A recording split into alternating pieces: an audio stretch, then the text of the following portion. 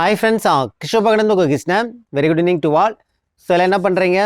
So நல்லபடியாக படிச்சுட்டு இருக்கீங்களா? ஓகே, அடுத்த ஒரு 4 நாட்கள் வந்து பொங்கல் அப்படி இப்படின்ட்டு கொஞ்சம் எல்லோரும் பிஸியாக இருப்பீங்க. இந்த பிஸியான டைம்லேயும் சரி, உங்களுக்கு கொஞ்சம் டிஎன்பிசி மேலே கவனம் இருக்கட்டும். நாம் கவனமாக தான் இருப்போம், ஓகேங்களா? ஆனால் நமக்கு வந்து சூழ்நிலை வந்து அப்படி அமைஞ்சிடும். ஸோ அது எல்லாமே தெரிஞ்ச விஷயந்தான். ஏன்னா நம்ம வந்து ஐயோ நம்ம பொங்கல் வந்துருச்சு, அதனால் நம்ம டிஎன்பிசி மறந்துடுவோம் அப்படிலாம் கிடையாது. ஏன்டா அந்த பொங்கல் வந்துச்சு அப்படின்னு நினைக்கிற ஸ்டூடெண்ட்ஸ் தான் நிறைய அதிகம். ஏன்னா ஒரு ஃபெஸ்டிவலை செலிப்ரேட் பண்ணுற அந்த மூடில் ஸ்டூடெண்ட்ஸ் இல்லை. ஏன்னா லைஃபோட ஒரு ஒரு ஒரு எட்ஜ் ஆஃப் த மூமெண்ட்டில் வந்து ஸ்டூடெண்ட்ஸ் இருக்காங்க. இந்த தடவை நான் வேலைக்கு போயே ஆகணும் அப்படிங்கிற அந்த கட்டாயத்தில் நிறைய பேர் இருக்காங்க. அப்படிங்கும் போது இந்த பொங்கல், தீபாவளி இதெல்லாம் எதுக்குடா வருது? இது வந்தாலே அதுக்குன்னு ஒரு நாள் வந்து டைம் ஸ்பெண்ட் பண்ணணும், வீடை க்ளீன் பண்ணணும். ஏன்னா பாப்பாவுக்கு எல்லாத்துக்கும் லீவ் விட்டுருப்பாங்க. ஸோ அவங்களையும் பார்த்துக்கணும். இது எல்லாமே என்ன ஆகுன்னா ஒரு 4 நாள் அப்படி இப்படியும் புரட்டி போட்டு புக்கே தொடாத அளவுக்கு பண்ணி விட்ரும். இது நமக்கு வந்து ஜென்ரலாகவே தெரியும். அதனால தான் பொங்கல், இந்த பொங்கல் என்ன நடக்க போதோ ஏது நடக்க போதோன்ட்டு ஒரு பயத்திலே இருப்பீங்க. அதில் எஸ்பெஷலி வந்து பார்த்தோன்னா ஹவுஸ் ஒய்ஃப் ஸ்டூடெண்ட்ஸ் எல்லாருமே இருப்பீங்க, ஓகேங்களா? ஸோ பட் ஓகே, இதெல்லாமே வந்து ஃபேஸ் பண்ணி தான் நம்ம ஒவ்வொன்றுமே நம்ம வந்து கடந்து வரணும். ஸோ இந்த வீடியோ பதிவு மெயினாக எதுக்காக வரேன்னா, இந்த 4 நாட்கள், அதாவது 4 நாளுங்கும் போது ஒரு மினிமம் ஒரு 2 டேஸ் வந்து கொஞ்சம் பிஸியாக தான் இருப்பீங்க. 4 நாள்னா போகி பண்டிகைலாம் என்னத்தை போய் நம்ம கொண்டாட போகிறோம்? மெயினாக வந்து பார்த்தோன்னா காணும் பொங்கல் கொண்டாடுவோம், அப்படி இல்லைன்னா மாட்டுப்பொங்கல், ஓகேங்களா? இந்த 2 இது, அப்புறம் கறி சாப்பிட்டு நம்ம வந்து முடிச்சிடுவோம். ஓகே, இது எல்லாமே வந்து ஒரு மேக்ஸிமம் ஒரு 2 டேஸ் வந்து நீங்கள் வந்து கொஞ்சம் டைம் வந்து ஸ்பெண்ட் பண்ணுவீங்க வீட்டில். அதான் சொல்கிறேன்ல, விருப்பப்பட்டு பொங்கல் செலிப்ரேட் பண்ணுறவங்கன்னு ஒரு கூட்டம் இருப்பீங்க. ஒரு சில விருப்பமே இல்லாமல் வேறு வழியில் கிடையாது, எல்லாருக்கும் மற்றவங்களுக்காவாச்சும் நம்ம அந்த இடத்துல கொஞ்சம் செலிப்ரேட் பண்ணி தான் ஆகணுங்கிற மாதிரி இருப்போம், வேறு வழி கிடையாது. ஸோ அதை நீங்கள் வந்து அதையும் பார்த்துட்டு சைட் பை சைட் டைம் கிடச்சிச்சின்னா கண்டிப்பாக படிங்க, ஓகேங்களா? ஆனால் பொங்கல் முடிஞ்சதுக்கப்புறம் அஜியோ 2 நாள் கேப் ஆயிடுச்சு, 3 நாள் கேப் ஆயிடுச்சு, இவ்வளோ பெண்டிங் இருக்குது அப்படின்ட்டு எந்த இடத்துலையுமே வந்து என்ன ஆகிடாதீங்க, அதாவது சோர்ந்து போயிடாதீங்க, டவுன் ஆகிடாதீங்க. டவுன் ஆகக்கூடாது. நான் என்ன சொல்லியிருக்கேன், எப்போவுமே ஒரு விஷயம் வந்து நமக்கு வந்து ஒரு கேப்பு விடுது, ஒரு கேப் வந்து நம்மளுக்கு வந்து ஏற்படுத்துது அப்படின்னா அந்த கேப்பை எப்படி ஃபில் பண்ணணுங்கிறது அடுத்த நாட்கள், அடுத்தடுத்து வரக்கூடிய நாட்கள் நம்ம வந்து என்ன பண்ணணும், யோசிக்கணும். அந்த கேப்பை எப்படி ஃபில் பண்ணுறதுன்னா, யோசிக்கிறதுங்கிறது எப்படி? யோசிக்கிறதுனா என்ன? உட்காந்து யோசிச்சுட்டே இருக்கிறதா? அப்படி கிடையாது. அடுத்தடுத்து வரக்கூடிய நாட்களில் நம்ம வந்து படிச்சுக்கிட்டே, அந்தந்த நாளைக்கு உண்டானது நம்ம படிச்சுக்கிட்டே பிஃபோராக இருக்கக்கூடிய விஷயத்தை நம்ம என்ன பண்ணணும், ஃபில் பண்ணுறதுக்கு நம்ம எப்படி சைட் பை சைடாக டைம் ஒதுக்கணுங்கிறத பார்க்கணும். நான் சொல்கிறது புரியல. இப்போ 2 நாள் கேப் ஆகிடுச்சு, ஓகே, அடுத்து 3ஆவது நாள் வந்து என்ன பண்ணணும், எடுத்து டக்குன்னு படிக்க ஆரம்பிச்சுக்கணும். கடன் படிக்க ஆரம்பிச்சுக்கணும். ஆரம்பிச்சுட்டு அந்த நாளைக்கு யோசிக்கணும், அடுத்த நாளைக்கு ஓகே இது இங்கே டைம் இருக்குது, இங்கே ஒரு 1/2 hour ஒதுக்கு, இங்கே ஒரு 1 hour ஒதுக்கு, இங்கே ஒரு 2 hours ஒதுக்கு, கொஞ்சம் ஏர்லி மார்னிங் எந்திரிச்சு படி, கொஞ்சம் லேட் நைட்டு கொஞ்சம் வந்து பார்த்தீங்கன்னா படி. ஒரு மினிமம் 5 hours தூக்கம் நமக்கு போதுமானது. டயர்டாக தான் இருக்கும், வேறு வழி கிடையாது, பின்னாடி நம்ம ரெஸ்ட் எடுத்துக்கலாம். அதுக்குன்னு ரொம்ப தூக்கத்தை கெடுத்துக்கிட்டு சாப்பிடாமல் கொள்ளாமல் அப்படியும் படிக்கக்கூடாது. நமக்கு எல்லாமே சேர்ந்தது தான் சக்ஸஸ். உடல் ஆரோக்கியம் ரொம்ப முக்கியம். உடல் ஆரோக்கியமாக இருந்தால் தான் நம்ம படிக்கிறது வந்து தெளிவாக படிக்க முடியும், படித்ததை மனசில் நிறுத்த முடியும், எக்ஸாமும் அழகாக ப்ரெசென்ட் பண்ண முடியும். அப்போ மினிமம் எல்லாமே வந்து இருக்கணும், ஓகேங்களா? படிப்பு எந்த அளவுக்கு முக்கியமோ உடல் ஆரோக்கியம் ரொம்ப முக்கியம், தூக்கம் ரொம்ப முக்கியம். ஸோ ஆனால் மினிமம் தூக்கம் எடுத்துக்கங்க. ஒரு 5 to 6 hours, மினிமம் 5 hours எடுத்துக்கணும், ஓகேங்களா? அது கம்மி வந்து எடுக்கிற அளவுக்கு வந்து சுச்சுவேஷன் வந்து கிரியேட் பண்ணிடாதீங்க. ஏன்னா ஒவ்வொருத்துக்கு அது சேராமல் போகும். ஒரு சிலருக்கு பழக்கமாக இருக்கும், ஒரு சிலருக்கு புதுசாக ட்ரை பண்ணும்போது கொஞ்சம் கஷ்டமாக இருக்கும். ஃபுல் டைமாக படிக்கிறவங்க உங்களுக்கு பிரச்சனையே கிடையாது. எனக்கு என்னென்னா, என்னுடைய ஒரு சஜஷனாக என்ன சொல்லுன்னா, ஃபுல் டைமாக படிக்கிறவங்க நீங்கள் 7 மணி எஞ்சி படிக்கணும்னு அவசியமே கிடையாது. 7 மணிக்கு எஞ்சி படித்தா பயங்கரமாக மண்டையில் ஏறும், அதெல்லாம் ஓகே தான். ஆனால் நீங்கள் 1 மணி நேரம் தான் படிப்பீங்க 7 மணிக்கு. ஒரு 4 மணிக்கு எஞ்சி படிப்பீங்க, ஒரு 5 மணிக்கு எஞ்சி 5 to 6 ஒரு 7 மணிக்கு எந்திரிக்க. நீங்கள் எப்பவுமே நார்மலாக எந்திரிக்கிற டைம் வந்து ஒரு 6, 6:30ன்னு வச்சுங்களேன். நான் 7 மணிக்கு எந்திரிச்சு நான் படிக்கிறேன் அப்படின்ட்டு ஒரு 4:30 மணிக்கு எந்திரிப்பீங்க. 1 மணி நேரம் தான் எக்ஸ்ட்ரா காலையில் கண்ணு முழிச்சிருப்பீங்க. அதுக்கு அந்த நாள் ஃபுல்லாகவே கொட்டாயை விட்டுட்டு தூங்கு மூஞ்சாக இருப்பீங்க. படித்தது விளங்காது, ஒன்றும் புரியாது, என்னமோ கண்ணை கட்டி காட்டில் விட்ட மாதிரி அப்படியே பேந்த முழிச்சிக்கிட்டு கொட்டாயை விட்டுக்கிட்டு பார்த்தாலே தெரியும் தூங்கு மூஞ்சி என்ன பண்ணி வச்சிருக்கு அப்படிங்கிற மாதிரி. அதுக்கு நம்ம என்ன பண்ணலாம், டே டைமில் இருக்கிற டைம் படிச்சுட்டு போயிடலாம். மற்றவங்களுக்கு தான் டைம் கிடைக்கல, வேறு வழி கிடையாது. அவங்க 7 மணிக்கு எஞ்சி படிக்கிறாங்க, அவங்களுக்கு பழக்கமாக இருக்கும். உங்களுக்கு ஃபுல் டைம் கிடைக்குது. ஆஸ் யூஷுவல் எப்போ போல் ஒரு 6 மணிக்கு எழுந்துருங்க. 6 to ஒரு 7:30, 8 மணி வரைக்கும் படிங்க. ரெஃப்ரெஷ் ஆகிட்டு ஒரு காப்பி டீ குடிச்சிட்டு பாத்ரூம் போய்ட்டு வந்துட்டு ஒரு 8:30 மணி வரைக்கும் 8 மணி வரைக்கும் படிங்க. ஒரு 8 மணிக்கு குளிக்க போயிட்டு ஒரு 1 hour எல்லாமே ரெடி பண்ணிவிட்டு சாப்பிட்டு ஒரு 10 மணிக்கு உட்காருங்க. மறுபடியும் படிங்க. ஒரு 1:00 எடுத்து வச்சுருங்க. சாப்பிட்டு ஒரு 1 ஹவர் தூக்கத்தை கூட போடுங்க, தப்பு கிடையாது. 1 ஹவர் சாப்பிடுங்க. ஒரு 1 ஹவர் சாப்பிட்டு ரெஸ்ட் எடுத்துகிட்டு 2 to 3 தூங்குங்க. 3 மணிக்கு எந்திரிங்க. ஒரு டீயை குடிச்சிட்டு 3:30க்கு ஸ்டார்ட் பண்ணுங்கள். 6 மணி வரைக்கும் படிங்க. எடுத்து வச்சுருங்க. ஒரு டீயை குடிச்சு ரிலாக்ஸ் ஆகிட்டு ஒரு டிஃபன்லாம் சாப்பிட்டு மறுபடியும் ஒரு 9 மணிக்கு உட்காருங்க. 11 மணி வரைக்கும் படிங்க. அப்புறம் எடுத்து வச்சுட்டு தூங்கிடுங்க. அவ்வளோதான், முடிஞ்சு போச்சு. இதுவே போதுமானது. சார் இவ்வளோ படித்தா போதுமா? ஐயோ, இதை படித்தா ஸ்டேட் ஃபஸ்ட்டே வாங்கலாம். இப்படி படித்தா ஸ்டேட் ஃபஸ்ட்டே வாங்கிடலாம். இல்லை சார் நான் அப்படிலாம் படிக்கிறேன்னா வந்து யாரும் வாங்க முடியும் அப்படின்னா நீ என்ன விஷயம், என்ன ஏது, எப்படி படிக்கணும் அப்படின்னு தெரியாமல் படிக்கிறீங்கன்னு அர்த்தம். இவ்வளோ டைம் கிடைக்கிற ஒரு ஸ்டூடெண்ட் நான் பாஸ் பண்ண முடியல அப்படின்னா மேபி நீங்கள் பண்ணுறது ஏதாவது ஒரு பெரிய தப்பாக இருக்கலாம். நீங்கள் படிக்கிறது வந்து தவறான முறையில் படிக்கலாம். என்ன படிக்கணும், ஏது படிக்கணும், எப்படி படிக்கணும் தெரியாமல் படிக்கலாம். ஃபுல் டைமாக படிக்கிறவங்க நான் சொல்கிறேன், பெஸ்ட் அட்வைஸ். நீங்கள் ஒரு நாள் எந்திரிச்சு பாருங்கள், உங்களுக்கு அந்த ஃபீல் இருக்கும். புதுசாக நீங்கள் ட்ரை பண்ணும்போது அந்த ஃபீல் இருக்கும். ஏன் அவ்வளோ கஷ்டப்பட்டுட்டு 1 மணி நேரம் தூங்கி வச்சு நல்லா ஃப்ரெஷ்ஷாக நீங்கள் எப்பயும் போல எந்திரிங்க, ஒன்றும் தப்பு கிடையாது. ஏன்னா டே டைம் உங்களுக்கு ஃபுல்லாக இருக்குதுனால நான் சொல்கிறேன். இல்லாதவங்க வேறு வழி கிடையாது, அவங்க எந்திரிச்சுப்பாங்க. அவங்களுக்கு வந்து டே டைமில் ஒர்க்குக்கு போவாங்க, இல்லை ஏதாவது வீட்டு வேலை செய்வாங்க. அவங்களுக்கு அந்த தூக்க கலப்பு அப்படிங்கிறதுலாம் ரொம்ப ரேராக தான் இருக்கும். கிடைக்கிற டைம் எப்பரா கிடைக்குங்கிற மாதிரி ஏங்கிட்டு இருப்பாங்க.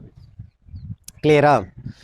வேலைக்கு போயிட்டு வரவங்க, ஸோ நான் என்ன சொல்கிறேன்னா, நிறைய பேருக்கு நிறைய சுச்சுவேஷன் இருக்கும்.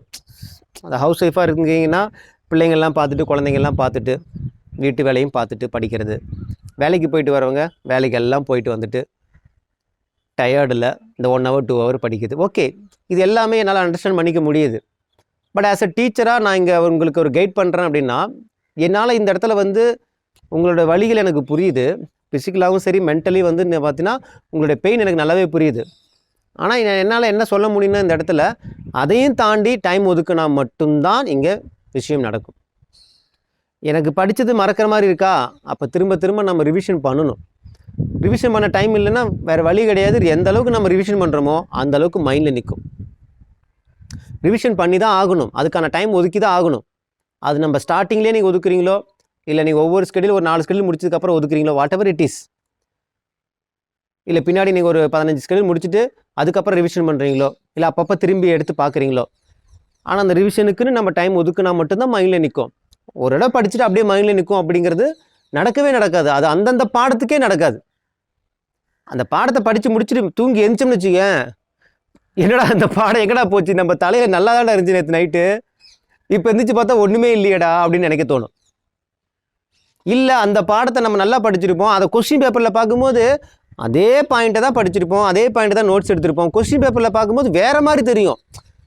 என்னது இது, எங்கே படிச்சிருக்கோம், ஆனால் அதே தான் இருக்கும், அதே லைன் தான் கொடுத்துருப்பாங்கன்னா இது எங்கே படிச்சிருக்கோம். ஏன்னா நம்ம கண்ணு விஷுவலாக பார்க்குறது ஒன்று, அதை இன்னொரு இடத்துல பேப்பரில் பார்க்குறது ஒன்று. கொஸ்டின் பேப்பராக பார்க்கும்போது அது வேறு மாதிரி நமக்கு வந்து ரியாக்ட் ஆகும். ஓகேங்களா, நான் சொல்கிறது புரியுதுங்களா? அதே விஷயந்தான். இப்போ நீங்கள் என்ன பார்க்குறீங்க, டிஷர்ட்டில் பார்க்குறீங்க. எனி டைம் நான் வந்து ஷர்ட்டு போட்டு டக்கின் பண்ணி கண்ணாடி போட்டு இப்படியே என்னை பார்த்துட்டு இருந்தேன். நீங்கள் திடீர்னு ஒரு டிஷர்ட்டு போட்டு நான் வந்து நிற்கிறேன், கண்ணாடி போடலை, தாடிலாம் வச்சுட்டு பயங்கரமாக வச்சுங்களேன், அதே பர்சன் தான். பட் இந்த கொஞ்சம் மாறுதல் இருக்கிறதுனால, இந்த மாறுதல்ங்கிறது தான் நான் வந்து என்னது வேறு பேப்பர் ஒரு புக்கில் படிக்கிறது, இந்த பக்கம் ஒரு ஒரு டிஎன்பிசி கொஸ்டின் மாதிரி ஒரு பேப்பரில் இல்லை ஒரு ஜெராக்ஸ்லேயே நான் வந்து பார்க்குறேன்னா எனக்கு வேறு மாதிரி ஒரு ரியாக்ட் ஆகும். டக்குன்னு பார்க்கும்போது அப்படியே நமக்கு மைண்டு குழப்பமாயிடும். என்னடா அது, எங்கேயோ பார்த்த மாதிரி இருக்குது, பார்க்காத மாதிரி இருக்குது, இந்த பாயிண்ட் என்ன அப்படிங்கிற மாதிரி. அப்போ எப்படி சார் சரி பண்ணுறது? பார்க்க அது சார்னு சொல்லுவார்ல, பார்க்க அது சரியாக போய்டும் அப்படிங்கிற மாதிரி. அதை நம்ம திரும்பி பார்க்க இப்போ நம்ம வீட்டிலே இருக்கிற ஒரு ஆள் இருக்காங்க, நம்ம வீட்டில் ஒரு ஆள் இருக்காங்க. இப்போ என் ஒய்ஃபோ, எங்கள் அம்மாவோ, எங்கள் அப்பாவோ, என் பாப்பாவோ, நீ எந்த வேடத்தில் வந்தாலும் நான் கண்டுபிடிச்சிருவேன், எப்படி மாறுதல் இருந்தாலும் நான் கண்டுபிடிச்சிருவேன். ஏன்னா நம்ம அவங்களை திரும்ப பார்த்துக்கிட்டே இருக்கோம். இதே நம்ம ஒரு ஃப்ரெண்டு, ரொம்ப ஒரு ஸ்கூல் ஃப்ரெண்டு, எப்போயாவது தான் பார்ப்போம், அப்போ பார்த்ததுக்கு இப்போ பார்த்ததுக்கு என்னடா அடையாளமே தெரியல, பார்த்தாலே தெரியல அப்படின்பா. அதே பர்சன் தான் கொஞ்சம் அப்படி இப்படின்னு மாறி இருப்பாங்க, அவ்வளோதான். நமக்கு அடையாளமே தெரியல, பார்த்தா அவங்க தானாங்கிறது ஒரு டவுட்டாக இருக்கும். அதுக்கான ரீசன் நம்ம வந்து அடிக்கடி அவங்கள பார்த்துருக்க மாட்டோம், வேறு வழி கிடையாது. அடிக்கடி பார்த்துருந்தா நமக்கு எந்த அடையாளமாக இருந்தாலும் நம்ம வந்து ஓரளவு கண்டுபிடிச்சிருப்போம். அப்போ பார்த்து இப்போ பார்க்குறோம் அப்படிங்கிறனால தான். அப்போ ஒரு விஷயம் நம்ம மறக்காமல் இருக்கணும். ஒரு இன்ஃபர்மேஷன் எந்த கொஷினில் பார்த்தாலும் நமக்கு வந்து அப்ளை பண்ணி அதை வந்து ஆன்சர் கரெக்டாக போடணும் அப்படின்னா, அது திரும்ப எவ்வளோக்கு எவ்வளோ நீங்கள் பார்க்குறீங்களோ அந்த அளவுக்கு தான் நீங்கள் வந்து என்ன பண்ண முடியும், ரிமெம்பர் பண்ண முடியும். ஃபாஸ்ட்டாக டைம் மேனேஜ்மெண்ட் பண்ண முடியும். உங்களுக்கு ஆன்சர் டக்குன்னு கிளிக் ஆகும். பாயிண்ட்ஸ் எல்லாம் விஷுவலாக உங்களுக்கு ஞாபகத்துக்கு வரும். அது எந்த இடத்துல இருந்தாலும் உங்களால் வந்து ஈஸியாக கேட்ச் பண்ணிக்க முடியும். நான் சொல்கிறது புரிதுங்களா? கிளியராக இருக்கா? சரி, ஓகே, அவ்வளோதான். வேறு என்ன? ஸோ நம்மளுடைய கிறிஸ்டோபால 3rd ஸ்கெடியூல் நாளிலேருந்து ஸ்டார்ட் ஆகும். இந்த 3வது ஸ்கெடியூல் எப்படி ஸ்டார்ட் ஆகும்னு பார்த்தீங்கன்னா, மொதல் 2 ஸ்கெடியூல் போச்சு பார்த்தீங்களா, அதை விட வேகமாக போகும். வேகமாக மீன்ஸ் என்னது? வேகமானா சீக்கிரம் முடிச்சுட்டு போயிருங்க, அப்படி கிடையாது. இன்னும் கூடுதலாக உங்களுக்கு பயனுள்ள வகையில் மோர் எஃபர்ட் போட்டு உங்களுக்கு அந்தந்த நாள் அந்த பாடத்தை அந்த இயலை முடிக்க வைக்கிறதுக்கு என்னென்ன நாங்கள் பண்ண முடியுமோ எல்லாத்தையும் பண்ணுவோம். ஏன்னா 3rd ஸ்கெடியூல் என்னென்ன பாடங்கள் என்னென்ன இயல் நமக்கு தெரியும். அதை அப்படியே நாங்கள் எடுத்து வச்சு என்ன பண்ணுவோம், நாங்கள் இன்றைக்கி இந்த பாடம் இந்த இயலா, அதுக்குள்ளே இருக்கக்கூடிய விஷயங்கள் எவ்வளோ கஷ்டமான விஷயங்களாக இருந்தாலும் சரி, இல்லை எவ்வளோ வந்து பார்த்தோன்னா அதுக்குள்ளே இருக்கக்கூடிய இன்ஃபர்மேஷன் வந்து மறக்கிற மாதிரி இருந்தாலும் சரி, அது எல்லாத்தையுமே உங்களுக்குள்ளே ஈஸியாக கொண்டு வர வைக்கிறதுக்கு மேக்ஸிமம் எஃபர்ட் நாங்கள் போடுவோம். அது நீங்கள் பார்ப்பீங்க, இந்த 3rd வீக் நீங்கள் பார்ப்பீங்க. இது வரைக்கும் இல்லாத இந்த 2 ஸ்கெடியூலோட எஃபர்ட்டு 3rd ஸ்கெடியூல் இன்னும் அதிகமாக பார்ப்பீங்க. அப்போ 4th ஸ்கெடியூல் அதை விட அதிகமாக பார்ப்பீங்க. பெட்டராக உங்களுக்கு ஒவ்வொரு ஸ்கெடியூலுமே அதோட எஃபர்ட் வந்து நீங்கள் வந்து பெனிஃபிட்டாக பார்த்துக்கிட்டே இருப்பீங்க. எந்த இடத்துலையும் குறைவு இருக்காது. அதிலிருந்து வந்து பார்த்தோன்னா உங்களுக்கு நிறைகள் தான் அதிகமாக இருக்கும். அது நீங்களே ரியலைஸ் பண்ணுவீங்க.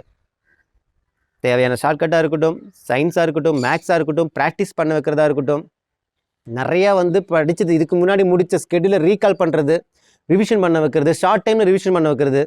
ஒரு 10 நிமிஷம் அந்த வீடியோ பதிவு போட்டு ஒரு ஷார்ட் ரிவிஷன், ஒரு 100 கொஷின் 15 நிமிஷத்தில் ஒரு 100 கொஷின் ஷார்ட்டாக ரிவிஷன், ஃபாஸ்ட் ரிவிஷன் மாதிரி ப்ரீவியஸாக முடித்த பாடங்கள்ல இருந்து கொஞ்சம் ரீகால் பண்ணிக்கலாம்ல. ஒரு 15 நிமிஷம் டீ பிரேக் எடுக்கிற டைமில் உட்காந்து நீங்கள் பாட்டு பார்த்துட்டு என்னென்ன ஆன்சர்னு மைண்டில் ரீட் பண்ணி பார்த்தா முடிஞ்சு போச்சு. அதுக்காகவும் நாங்கள் பண்ண போகிறோம். படித்ததை ரீகால் பண்ண வைக்க போகிறோம், புதுசாக படிக்கிறத ஈஸியாக படிக்க வைக்க போகிறோம். நீங்கள் பயந்துகிட்டு இருந்த மேக்ஸு சயின்ஸுக்கான ஒரு மிகப்பெரிய ஒரு சொல்யூஷன் இந்த வாரத்தால் நீங்கள் பார்ப்பீங்க. வேறு ஒன்றும் கிடையாது. நல்லபடியாக ஃபாலோ பண்ணிக்கோங்க. நிம்மதியாக பொங்கல் வந்து செலிப்ரேட் பண்ணுங்கள்.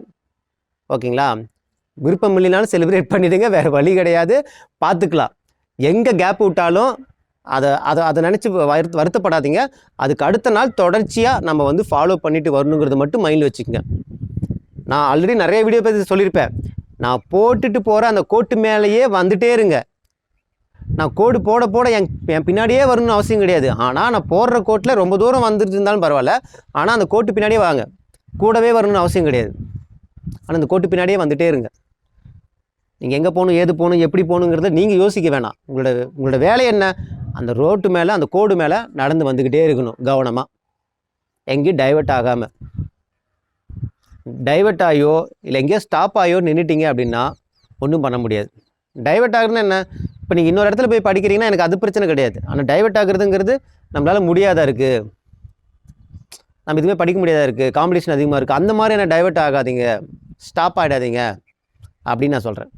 நீங்கள் எங்கே படித்தாலும் சந்தோஷம் தான். படிக்கிறீங்களா? ஓகே, பிரச்சனை கிடையாது.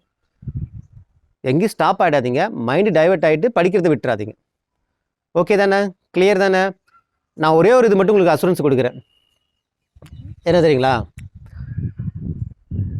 ஜனவரி, பிப்ரவரி, மார்ச், ஏப்ரல் இந்த 4 மாதம் மட்டும் சார், இந்த 4 மாதம் நீங்கள் என்ன சொன்னீங்க?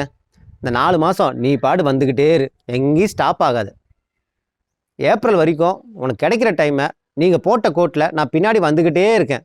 நீங்கள் எங்கேயோ முன்னாடி போயிட்டீங்க பரவாயில்ல, ஆனால் நீங்கள் போட்ட கோட்டை நான் தொடர்ந்து நீங்கள் சொன்ன ஒரு வார்த்தைக்காக நான் வந்துக்கிட்டே இருக்கேன் சார். ஏப்ரல் மாதம் வந்துருச்சு, இப்போ நான் பாஸ் பண்ண முடியுமா முடியாதான்னா உங்களை என்னால் பாஸ் பண்ண வைக்க முடியும். ஆனால் அந்த ஏப்ரல் வரைக்கும் நீங்கள் நான் போட்ட கோட்டில் நீங்கள் நடந்து வந்தால் மட்டும். நீங்கள் அங்கே விட்டு விட்டு விட்டு விட்டு நடந்து வந்தீங்கன்னா வேலைக்கு ஆகாது, அது பிரயோஜனமே ஆகாது. எங்கேயும் விடலை சார். விடுறதுங்கிறது என்னது? நீங்களாக வாண்டடாக விடுறது. உங்களோட சூழ்நிலையில் விடுறதுங்கிறது வேறு. நீங்களே வாண்டடாக படிக்காமல் ஐயோ முடியலையேன்னு புலம்பிட்டு ஒரு வாரம் கேப் விட்றீங்களா, அதை சொல்கிறேன் நான். சூழ்நிலைகள் அப்படிங்கிறது கேப்பு வர்றதுங்கிறது ஓகே தான் சார். எனக்கு இந்த மாதிரி உடம்பு சரியில்லாமல் ஒரு வாரம் ஹாஸ்பிட்டலில் இருந்தேன், ஓகே. அதுக்கப்புறம் மடியை ஸ்டார்ட் பண்ணி நீங்கள் போட்ட கோட்லேயே வந்துக்கிட்டே இருந்தேன், பரவாயில்ல. வண்டியில் ஏப்ரல் வரையும் வண்டி இல்லை. மீதி அந்த 2 மாதம் நான் என்ன பண்ண போகிறேங்கிறது நீங்கள் பாருங்கள். 2 மந்த், மே, ஜூன். அந்த ஏப்ரல்னால் ஒரு ஏப்ரல் 15 கிட்ட எடுத்துப்பேன் அதிகபட்சம். ஏப்ரல் 15லேருந்து மே 15 வரைக்கும் மினிமம் ஒரு எப்படி இருந்தாலுமே நமக்கு வந்து அதிலிருந்து ஒரு 40 நாட்கள் மினிமம் கிடைக்கும். 50 நாட்களே கிடைக்கும். லாஸ்ட் 50 நாட்கள் நான் பெருசாக நான் வந்து எய்ம் பண்ணியிருக்கேன். கடைசி 50 நாட்கள் இந்த உயிர்நாடி லெசன், கெஸ்ட் லெசன்ஸ், தமிழ் எல்லாத்தையுமே உங்களை மைண்டில் வந்து ஒரு ஸ்டோரேஜ், அதாவது நீங்கள் வந்து இதை கேட்டாலும் நீங்கள் போட்டுருணும் அப்படிங்கிற அளவுக்கு உங்களை ஸ்ட்ராங் படுத்திடுவேன். அதுக்கு நீங்கள் என்ன பண்ணணும், கொஞ்சம் மூவிங்கில் கொஞ்சம் பாதி கடலை நீங்கள் தாண்டி இருக்கணும். பாதி இடத்த நீங்கள் தாண்டி வந்தீங்கன்னா போதும். நீதி அடித்து பிடிச்சி ஏதோ ஒரு விஷயம் பண்ணி உங்களை நம்ம வந்து என்ன பண்ணல தேத்திடலாம். அதான் நீங்கள் பாதி தூரம் வந்திருந்தால் மட்டும்தான் அதை வந்து நம்ம பண்ண முடியும், சாத்தியப்படுத்த முடியும். நான் அதுக்காக தான் சொல்கிறேன். அப்படி என்ன சார் பண்ணுவீங்க அப்படின்னா, அது நம்ம வந்து ஒரு லைனில் நம்ம சொல்ல முடியாது. இவ்வளோ தூரம் இழுத்துட்டு வரவங்களுக்கு அந்த எண்ட் ஆஃப் த மூமெண்ட்டில் உங்களுக்கு நம்ம என்ன பண்ணணுங்கிறது நம்ம ஒரு ஐடியா இல்லாமல் இருக்காதுல்ல. பட் அதை இப்போ நம்ம யோசித்து உங்களுக்கு சொல்லி புரிய வைக்க முடியாது. அங்கே வரும்போது ஓகேங்களா, உங்களுக்கு நீங்களே ரியலைஸ் பண்ணுவீங்க. எல்லாத்தையுமே ரீகால் பண்ண வச்சு, ரிவிஷன் பண்ண வச்சு, எல்லாத்தையுமே நீங்கள் சார் சயின்ஸில் மார்க் போய்டும் சார், மேக்ஸில் போய்டும், எதுலேயுமே போகாது. நான் இப்போ சொல்கிறேன் பாருங்க, நம்ம கிஷோப் அகாடமி ஃபாலோ பண்ணுறவங்கள, சின்சியராக ஃபாலோ பண்ணுறவங்கள எல்லாருமே மேக்ஸ் மினிமம் 20க்கு மேலே எடுக்க வைக்கிறது என்னுடைய பொறுப்பு. தமிழில் 95 above எடுக்க வைக்கிறது என்னுடைய பொறுப்பு. இதில் நான் அசூரன்ஸ் கொடுத்துருவேன். இவ்வளோ தூரம் இயலாக நம்ம டெஸ்ட் வச்சுட்ருக்கோன்னா பின்னாடி வந்து பாடமாக, அதாவது ஸ்டாண்டர்டாக எவ்வளோ ரிவிஷன் நம்ம கொடுப்போம். 6th ஸ்டாண்டர்டாக இந்தா 5 ஃபுல் மாடல் டெஸ்ட்டு 200 கூட வச்சுட்டு, நான் சொல்கிறல எல்லா பாயிண்ட்டும் உங்கள் மைண்டுக்குள்ளே நிறுத்துகிற மாதிரி பண்ணி விட்ருவோம். அது ஓல்டு புக்காக இருக்கட்டும், நியூ புக்காக இருக்கட்டும், அட்வான்ஸ் தமிழ் முதற்கொண்டு நான் வந்து என்ன பண்ணியிருக்கோம், எல்லாத்தையும் நோட் பண்ணி வச்சுருக்கோம். அட்வான்ஸ் தமிழில் கேட்குற கேள்விகள் முதற்கொண்டு, ப்ரீவியஸ் கொஸ்டின் பேப்பர் எல்லாமே நீங்கள் ஃபாலோ பண்ணுறது விஷயத்தை வச்சு தான் நீங்கள் எல்லாமே உங்களுக்கு சாதகமாக அமையும்.